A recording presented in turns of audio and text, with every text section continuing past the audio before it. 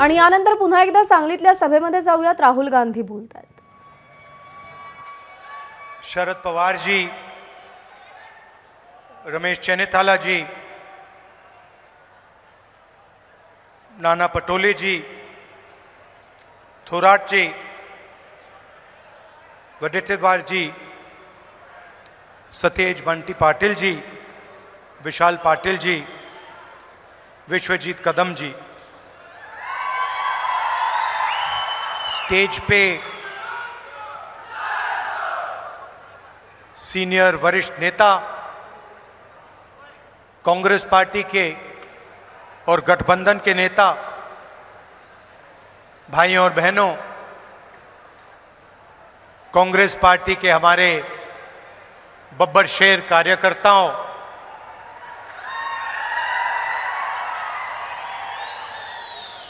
आपने सबको डरा रखा है, बीजेपी वालों को, और प्रेस के हमारे मित्रों,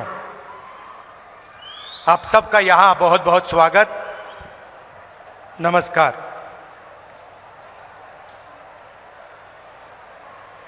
आज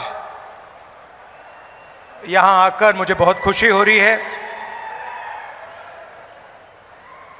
कदम जी की याद में हम यहां आए हैं। उन्होंने अपनी पूरी जिंदगी कांग्रेस पार्टी को, महाराष्ट्र को, देश को दी, विकास का काम किया, शिक्षा का काम किया और कांग्रेस पार्टी के साथ पूरे दिल से पूरी जिंदगी भर वो खड़े रहे। जब इंदिरा गांधी जी चुनाव हारी थी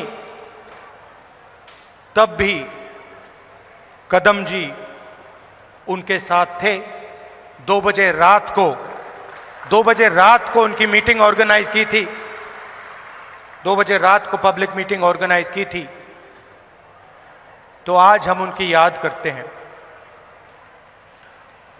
महाराष्ट्र प्रोग्रेसिव स्टेट है।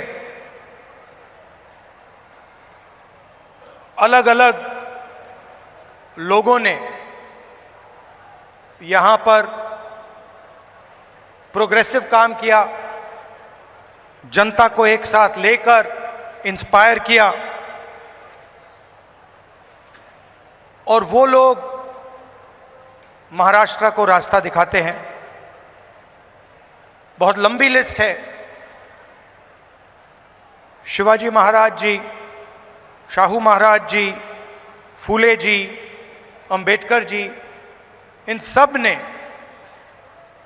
महाराष्ट्र को नहीं मगर पूरे देश को जीने का तरीका, प्रगति और इंस्पिरेशन दिया। और मैंने खारगे जी से आज कहा, कांग्रेस प्रेसिडेंट हैं तो अंदर की बात आपको बताता हूं। हम जैसे ही लैंड किए तो मैंने खारगे जी से कहा कि खारगे जी, मैंने एक बात नोटिस की है। तो उन्होंने कहा, क्या? मैंने कहा, मैं आपके साथ कर्नाटक जाता हूं तो आप बहुत खुश हो जाते हो। जैसे ही आप जहाज से उतरते हो चेहरे पे मुस्कान होती है। मगर मैंने एक और बात देखी है, जब आप महाराष्ट्र आते हो तब भी आप बड़े खुश होते हो, आपके चेहरे पे मुस्कान होती है। तो 1 सेकंड में उन्होंने जवाब दिया, राहुल, महाराष्ट्र में कांग्रेस पार्टी की विचारधारा बहुत गहरी घुसी हुई है, इसलिए जब मैं यहां आता हूं मुझे खुशी होती है। यहां पे विचारधारा कांग्रेस की है, अंबेडकर जी की है, शिवाजी महाराज, फूले जी की है, और इसीलिए मुझे यहां आकर उतनी ही खुशी होती है जितनी मुझे कर्नाटक में जाकर होती है। और यही मेरी फीलिंग है। जब भी मैं महाराष्ट्र आता हूं मुझे लगता है कि ये जो प्रदेश है हमारी विचारधारा का गढ़ है, फाउंडेशन है, और आप लोगों के डीएनए में हमारी विचारधारा है। और लड़ाई विचारधारा की है। जो आप हिंदुस्तान में देख रहे हैं ये सिर्फ पॉलिटिक्स नहीं है। पहले पॉलिटिक्स चलती थी, राजनीति चलती थी। आज हिंदुस्तान में आइडियोलॉजिकल लड़ाई चल रही है, विचारधारा का युद्ध चल रहा है। और एक तरफ कांग्रेस पार्टी और ये सब महापुरुष, और दूसरी तरफ बीजेपी। हम सोशल प्रोग्रेस चाहते हैं, हम सबको जोड़कर एक साथ आगे ले जाना चाहते हैं, और वो चाहते हैं कि चुने हुए लोगों को हिंदुस्तान का पूरा फायदा मिले। दलित दलित रहें, पिछड़े लोग पिछड़े रहें, आदिवासी आदिवासी रहें, और जो जात का ढांचा है वो वैसा का वैसा रहे। ये हम दोनों के बीच में लड़ाई है, और ये आपको पूरे देश में दिखेगी। वो नफरत फैलाते हैं, हिंसा फैलाते हैं, एक धर्म को दूसरे धर्म से लड़ाते हैं, एक जात को दूसरी जात से लड़ाते हैं, एक भाषा को दूसरी भाषा से लड़ाते हैं। मणिपुर देखिए, पहली बार हिंदुस्तान की हिस्ट्री में सिविल वॉर जैसा माहौल बना हुआ है, मगर आज तक 1.5 साल हो गया, आज तक हिंदुस्तान के प्रधानमंत्री मणिपुर नहीं गए, जा ही नहीं सकते, क्योंकि वहां पे बीजेपी के लोगों ने आग लगाई। तो ये लड़ाई चल रही है। भारत जोड़ो यात्रा में कन्याकुमारी से हम कश्मीर चले। लोग कहते हैं कि राहुल गांधी कन्याकुमारी से कश्मीर चला। नहीं, मैं अकेला नहीं चला था, लाखों लोग हमारे साथ कन्याकुमारी से कश्मीर चले थे। महाराष्ट्र में, केरल, तेलंगाना, उत्तर प्रदेश, मध्य प्रदेश, हर प्रदेश के लोग चले थे, और एक लक्ष्य था जो एक लाइन में हमने कह दिया, नफरत के बाजार में मोहब्बत की दुकान खोलनी। हमें नफरत की राजनीति नहीं चाहिए, नफरत का हिंदुस्तान नहीं चाहिए, हमें मोहब्बत की राजनीति चाहिए, मोहब्बत का हिंदुस्तान चाहिए। हम भाईचारा देखना चाहते हैं, हम एक दूसरे की इज्जत करना चाहते हैं। यह फर्क है। आप देखिए, देश के कोने कोने में ये लोग नफरत फैलाते हैं, और ये नई चीज नहीं है, ये सदियों से कर रहे हैं। और ये विचारधारा की लड़ाई भी पुरानी है। आज ये लड़ाई कांग्रेस पार्टी और बीजेपी के बीच में है। इससे पहले यही लड़ाई फूले जी ने लड़ी, यही लड़ाई शिवाजी महाराज ने लड़ी। विचारधारा उनकी और हमारी मिलती है। उनकी विचारधारा में और कांग्रेस पार्टी की विचारधारा में कोई फर्क नहीं। चाहे वो अंबेडकर जी हों, शाहू जी महाराज हों, शिवाजी महाराज हों, फूले जी हों, अगर आप उनको पढ़ें, उनके आइडियाज को देखें, समझें, तो आपको पता लगेगा कि फूले जी के आइडियाज, अंबेडकर जी के आइडियाज, शिवाजी महाराज के आइडियाज हमारे कॉन्स्टिट्यूशन में आज है। और चुनाव में हमने साफ कह दिया कि लड़ाई विचारधारा की है। बीजेपी के लोग हिंदुस्तान के संविधान को खत्म करना चाहते हैं। सीधी सी बात है, आप देख लीजिए, जहां भी ये अपने लोग डाल सकते हैं वहां ये अपने लोग डाल देते हैं। चाहे वो इलेक्शन कमीशन हो, चाहे वो शिक्षा के इंस्टीट्यूशंस हो, लीगल सिस्टम हो, ब्यूरोक्रेसी हो, ये मेरिट नहीं देखते हैं। आज हिंदुस्तान में इनकी आंखों में एक ही तरीका का मेरिट है, अगर आप आरएसएस के हो तो मेरिट है, अगर आरएसएस के नहीं हो तो आपके लिए इन संस्थाओं में कोई जगह नहीं। और हर रोज ये कॉन्स्टिट्यूशन पर आक्रमण करते रहते हैं, कोई ना कोई नया तरीका ये निकालते रहते हैं। हमने जाति जनगणना की बात की, हमने कहा कि देखिए, देश में पता लगाना है कि किसकी कितनी आबादी है और किसका कितना हक बनता है। मैंने कुछ गलत बोला? सही बोला ना कि यह पता लगाना है, अलग अलग वर्ग के लोग हैं, ये कितने हैं, इनकी आबादी कितनी है और इनका हक क्या है और कौन सी संस्थाओं में इनके लोग हैं। एक प्रकार से हम स्नैपशॉट लेना चाहते हैं कि हिंदुस्तान में आज क्या हालात हैं। बीजेपी के लोग एकदम कहते हैं नहीं, हमने दबाव डाला, न्याय यात्रा की, और पहले ये सारे के सारे लोग कहते थे कि जाति जनगणना के हम खिलाफ हैं। आरएसएस के लोग कहते थे, बीजेपी के लोग कहते थे, इनके नेताओं के बयान हर रोज आते थे कि जाति जनगणना नहीं होना चाहिए। हमने दबाव डाला और कुछ दिन पहले कंफ्यूजन में आरएसएस कहती है कि हां, जाति जनगणना जरूरी है। अगर आप आज कह रहे हो कि जाति जनगणना जरूरी है, तो पिछले 6 महीने में आप क्या कह रहे थे? मैं आपको बता रहा हूं, पार्लियामेंट में हमने कहा है,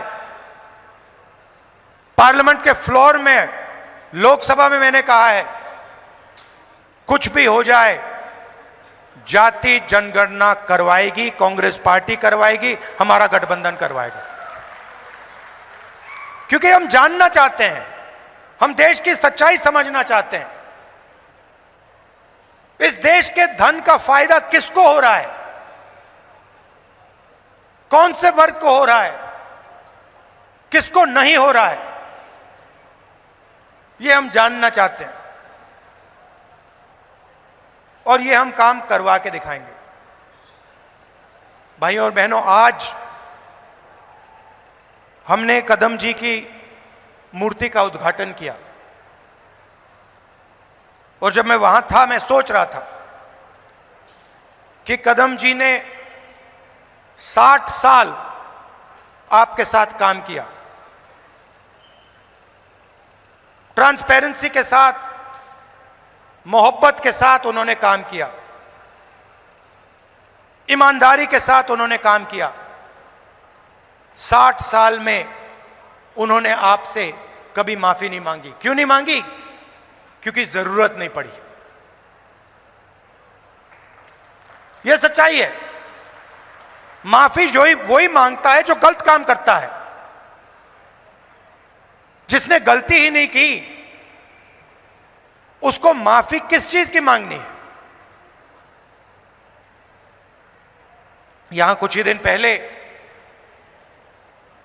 शिवाजी महाराज की मूर्ति बनाई गई और मैंने अखबार में पढ़ा कि प्रधानमंत्री ने कहा, मैं शिवाजी महाराज से माफी मांगता हूं।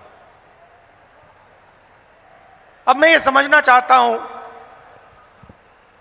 प्रधानमंत्री जी ने किस कारण माफी मांगी? अलग अलग कारण हो सकते हैं। पहला कारण हो सकता है कि ये जो मूर्ति थी, इसका कॉन्ट्रैक्ट आरएसएस के एक व्यक्ति को दी गई। पहला कारण यह हो सकता है, शायद प्रधानमंत्री जी कह रहे हैं कि नहीं, मैंने गलती की, मुझे ये कॉन्ट्रैक्ट आरएसएस के व्यक्ति को नहीं देनी थी, ये मुझे कॉन्ट्रैक्ट मेरिट पे देना था। शायद वो गलती हो सकती है। दूसरी गलती हो सकती है कि मूर्ति के बनने में भ्रष्टाचार हुआ, चोरी हुई। शायद प्रधानमंत्री इसके लिए माफी मांग रहे हैं कि मैंने जिसको कॉन्ट्रैक्ट दिलवाया उसने भ्रष्टाचार किया, महाराष्ट्र के लोगों से चोरी की। यह कारण हो सकता है। तीसरा कारण हो सकता है कि आपने शिवाजी महाराज की मूर्ति बनाई, उनकी याद में आपने मूर्ति बनाई और आपने इतना भी ध्यान नहीं दिया कि वो मूर्ति खड़ी रहे। मैं आपको गारंटी देता हूं, कदम जी की जो मूर्ति बनी है ना, आप यहां 50, 60, 70 साल बाद आ जाइए, यहां आपको दिखेगी।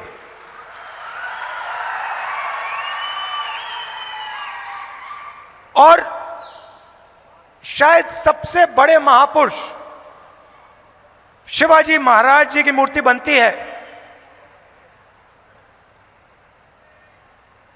और कुछ ही दिनों में भ्रष्टाचार के कारण, गलत व्यक्ति को कॉन्ट्रैक्ट देने के कारण वो मूर्ति गिर जाती है।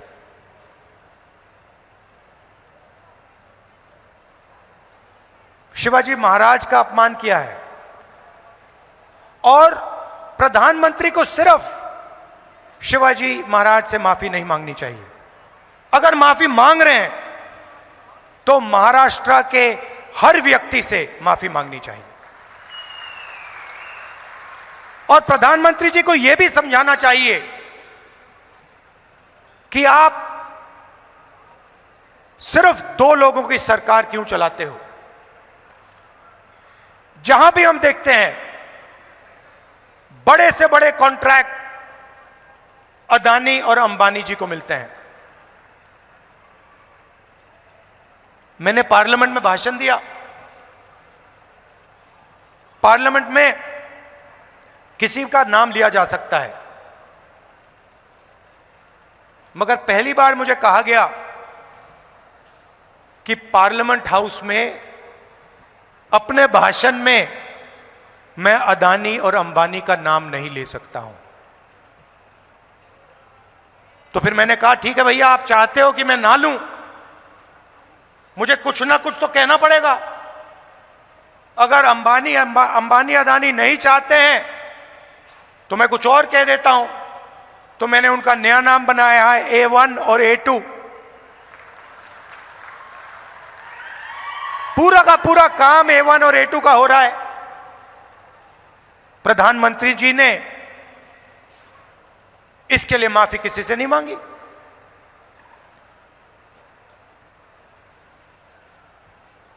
काले कानून आए, किसानों से उनका हक छीनने वाले कानून। 700 किसान शहीद हुए। हमने पार्लियामेंट में कहा कि 2 कहा जाता है, नहीं ये शहीद नहीं है।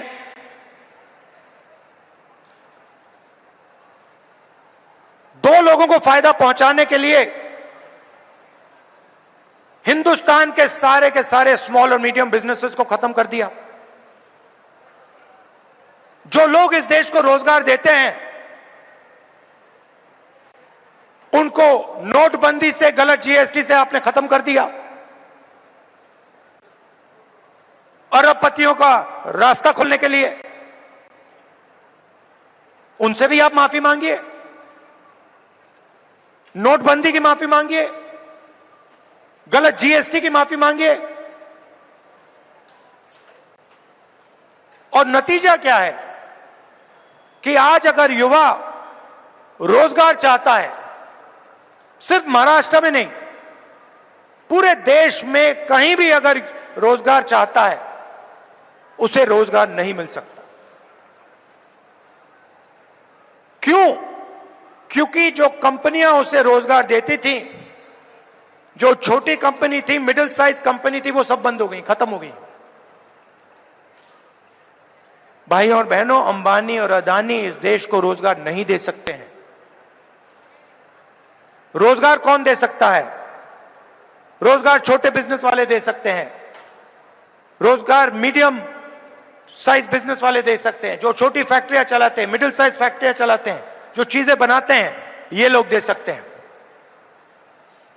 आज हिंदुस्तान में नया मॉडल है, चाइना का माल आता है, वही 10-12 अरबपति उस माल को बेचते हैं। आप मोबाइल फोन के पीछे देख लीजिए मेड इन चाइना, शर्ट के पीछे देख लीजिए मेड इन बांग्लादेश, जूते के नीचे देखिए made in Vietnam, made in Maharashtra, made in India, आपको कहीं नहीं दिख सकता। और ये सारा का सारा माल ये अरबपति बेचते हैं। नुकसान किसका होता है? हिंदुस्तान के युवाओं का होता है। हिंदुस्तान के जो छोटे बिजनेस हैं, मिडिल साइज बिजनेस हैं, जो चाइना का मुकाबला कर सकते हैं, उनका होता है। फायदा किसका होता है? नरेंद्र मोदी जी की मार्केटिंग होती है, अदानी और अंबानी जी का फायदा होता है। और दो हिंदुस्तान बन रहे हैं, एक अरबपतियों का, उसमें 20-25 लोग हैं, और दूसरा मजदूरों का, किसानों का, बेरोजगार युवाओं का। भाई और बहनों, 16 लाख करोड़ रुपए, 16 लाख करोड़ रुपए नरेंद्र मोदी जी ने इन 20-25 लोगों का कर्जा माफ किया है। किसानों का आज तक कर्जा माफ नहीं किया है। हमने 70,000 करोड़ रुपए किया था जब हमारी सरकार थी। आप सोचो, 70,000 करोड़ रुपए से हिंदुस्तान के सारे किसानों का कर्जा माफ किया था। इन्होंने 16 लाख करोड़ रुपए 22-25 लोगों को दिया है। ये हमारी लड़ाई है। हम चाहते हैं कि एक हिंदुस्तान हो। अगर बैंक के दरवाजे अरबपतियों के लिए खुले हैं, तो बैंक के दरवाजे किसानों के लिए, मजदूरों के लिए, युवाओं के लिए खुले होने चाहिए। अगर उनका 16 लाख करोड़ रुपए माफ हो रहा है, तो फिर गरीबों का भी 16 लाख करोड़ रुपए माफ होना चाहिए। और अगर गरीबों का 16 लाख करोड़ रुपए माफ नहीं हो रहा है, तो फिर उनका नहीं होना चाहिए। हम सिर्फ न्याय की बात कर रहे हैं। और यही लड़ाई महाराष्ट्र में है। आप यहां का इंफ्रास्ट्रक्चर देखिए, यहां बेरोजगारी देखिए। Thank you. बेरोजगारी देखिए, हर एरिया में आपको भ्रष्टाचार दिखेगा। जहां भी आप देखोगे सड़क बनती है, भ्रष्टाचार, सरकारी भ्रष्टाचार से बनी है, सरकारी चोरी करके बनी है, सरकारी एमएलए को पैसा बन के दे के बनी है। ये बीजेपी की सरकार नहीं है, ये आपकी सरकार थी। इसको तोड़कर चोरी करके ले गए ये लोग। तो जहां भी आप देखोगे आपको भ्रष्टाचार मिलेगा। बाहर के लोग यहां आकर आपके कॉन्ट्रैक्ट ले जाते हैं, दूसरे स्टेट के लोग यहां आकर आपसे कॉन्ट्रैक्ट छीन जाते हैं। ये हम बदलना चाहते हैं। और मैं जानता हूं कि आप सब कांग्रेस पार्टी के कार्यकर्ता, मोहब्बत की दुकान वाले कार्यकर्ता, बब्बर शेर, मैं जानता हूं कि यहां पे आप महाराष्ट्र की सरकार लाने जा रहे हो। अपना खून पसीना देकर महाराष्ट्र की जनता की सरकार, किसानों की सरकार, बेरोजगार युवाओं की, मजदूरों की सरकार, हर वर्ग की सरकार आप लाने जा रहे हो। जहां भी आपको मेरी जरूरत होगी मैं आ जाऊंगा। आपको सिर्फ ऑर्डर देना है कि राहुल आपको यहां आना है, यहां आना है, यहां आना है, मैं हाजिर हो जाऊंगा। अंत में मैं आप सबको दिल से धन्यवाद देता हूं कि आप यहां आए, इतने प्यार से आपने मेरी बात सुनी।